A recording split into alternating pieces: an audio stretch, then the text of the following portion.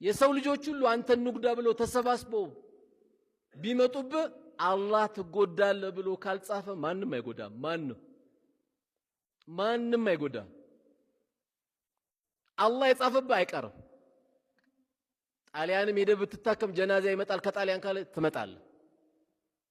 አይ አይደለም እዚህ በጥቁር አዝሙድ ትድናለህ ካለ ጥቁር አዝሙድ ውጠህ ትነሳለህ። 1000 ዶክተር ስላየም አድንም። አንድ ሰውም ብቻ ስላከመም ደግሞ አትሞትም። አላህ የጻፈው ካለ እዛች ላይ የቀረችው አንድ ማንኪያ ኩባያ ካለች ትጨርሳለህ፣ ትሄዳታለህ።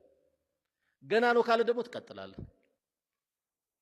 ማንም አንተ ሉግዳ ቢል ወላሂ መጉዳት አይችልም። ቢጎዳማ ስንቱ ይጨርስ ነበርኩ። ስለዚህ ወንድሞቻችን ላይ የሚያመጣብን ምቀኝነት ሲመጣብን ከማ ቃል ረሱል አለይሂ ሰላቱ ወሰላም በወንድሞቻችን ላይ ምቀኝነት ከች ሲልብን ልባችን ላይ ሲመጣብን የመጀመሪያው እርምጃችን ምን ይሆናል? ኢስቲግፋር ነው። ጌታዬ ወይ ምህረት አንተን እጠይቃለሁ። ኢዛ ሐሰርተ ፈስተግፊሪላህ።